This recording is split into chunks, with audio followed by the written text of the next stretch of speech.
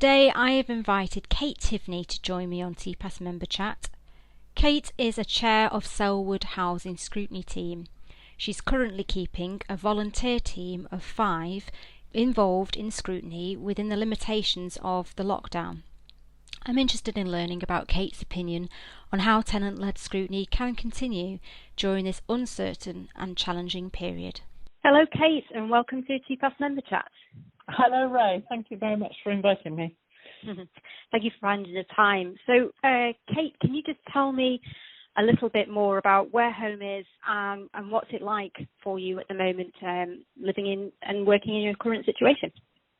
Okay, thanks. Yeah, I'm actually retired, and I live alone in a sheltered accommodation, first floor flat.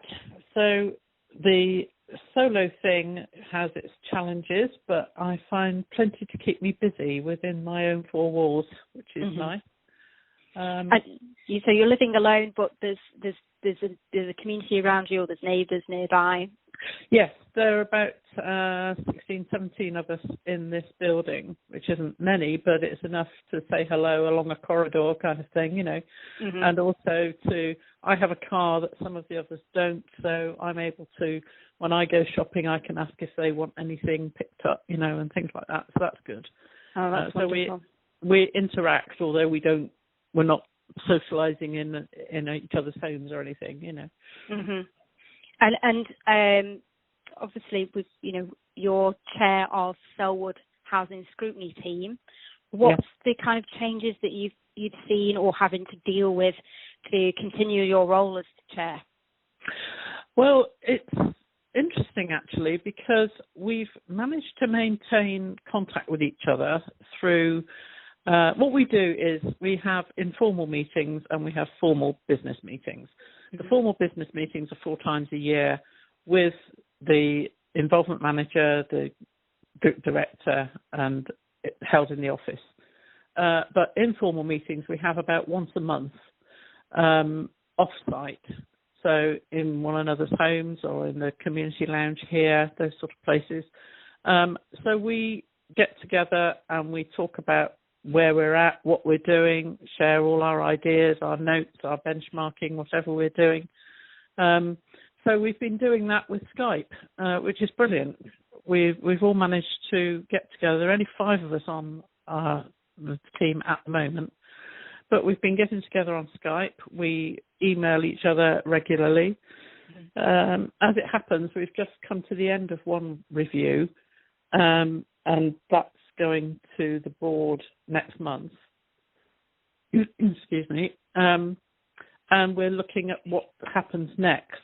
So it's a fine line between deciding whether people want the distraction of something different, like some scrutiny research, or whether they just want to be left alone to get through this thing, you know.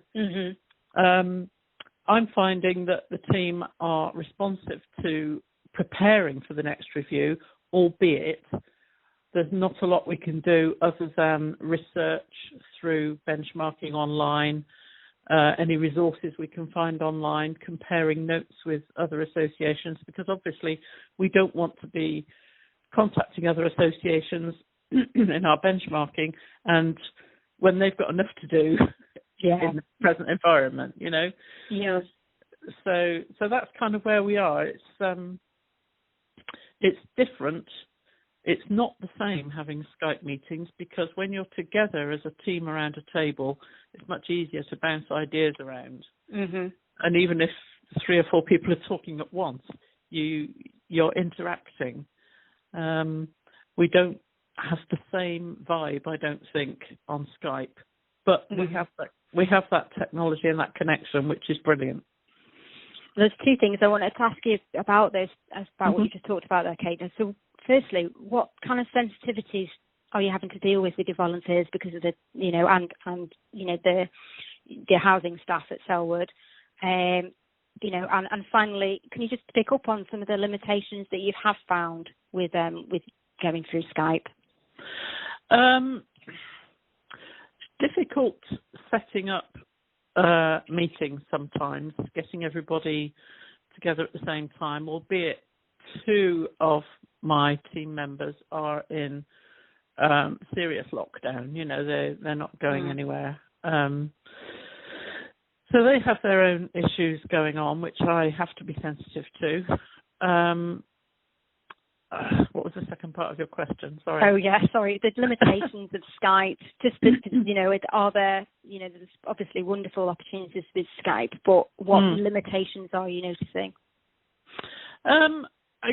Again, I go back to the thing about it's just not the same as being in a room with people. You just don't. It's very difficult to describe, really. You come away from it thinking, "Oh, I wish I'd said so and so. I wish I'd said so and so." With a live meeting where you're all sitting around a table, you can probably have that meeting for a couple of hours. You have a coffee together. You might have a little break. You walk away from it and come back to it. But on Skype, you feel much more bound by the time thing. You don't seem to use the time. You use the time well, but there's no pause for reflection. There's no freedom to it. It's much more structured. You feel you ought to get this done without the relaxation of actually being together and maybe stopping for a bit of a laugh about something, or it's just more formal, I suppose, in a way, which we're not used to being that formal in our informal meetings. Do you know what I mean? Yeah, so it's much more the relationship and the rapport. Yeah. It has limitations which you have to find a way around.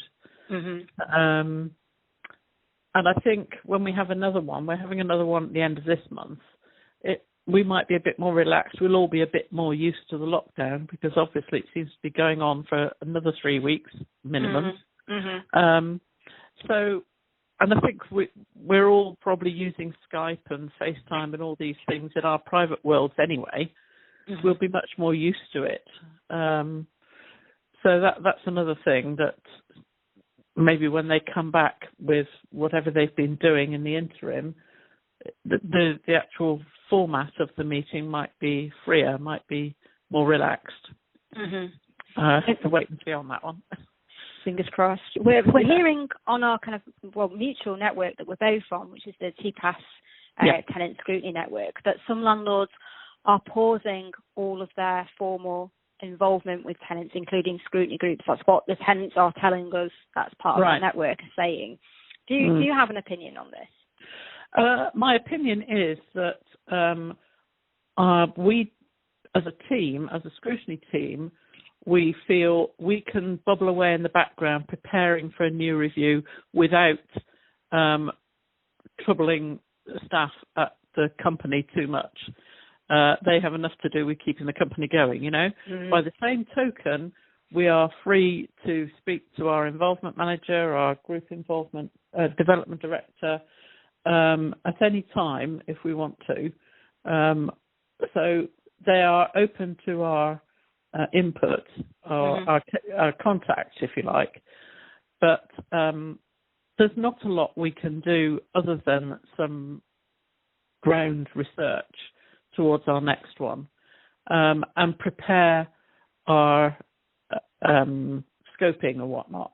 That's the kind of thing that we're looking into.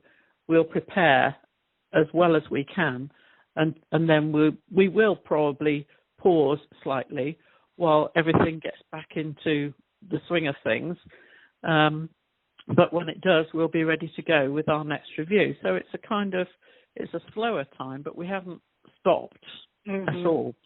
We're still bubbling away in the background and happy to do that. That's a great way of describing that, Kate. It's slower but not stopped, and it's terrific value that you're putting in with doing that research. Sometimes you just don't have the time to do that, do you, as part of the scrutiny group, because you're just jumping from meeting to meeting. That's absolutely true. I think the thing you need to do well is your scoping and your your preparation, because unless you've spent the time thinking about that, you haven't got the framework that you need to work around while you're doing your review. So preparation is all, and we have the joy of that this time now to do some proper preparation. That's brilliant. Time well spent. Well, thank you so much for joining me on Member Chat, Kate. You're very welcome. Hopefully we'll hear from you again on here to get an update. You never know. Thank you very much. It's been a pleasure to talk to you. Thank you, Kate. Thank you.